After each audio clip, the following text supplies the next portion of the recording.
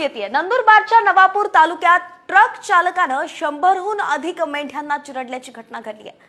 अपघातामध्ये रस्त्यावरती मृत मेंढ्यांचा अक्षरशः खच पडल्याचं पाहायला मिळालं। दुर्घटनेत मेंढपाळाचं लाखो रुपयांचं नुकसान झालंय।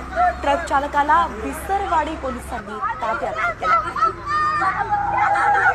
गाडीवरचं नियंत्रण सुटलं आणि 100 पेक्षा जास्त मेंढ्यांना चिरडलं गेलंय।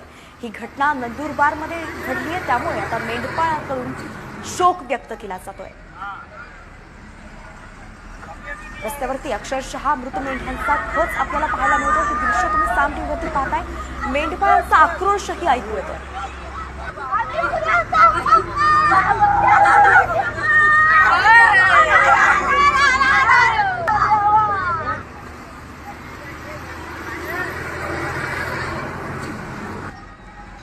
नंदुरबारच्या नवापूरमध्ये अत्यंत धक्कादायक अशी घटना घडली आणि हृदयद्रावक असे दृश्य आपण पाहतोय।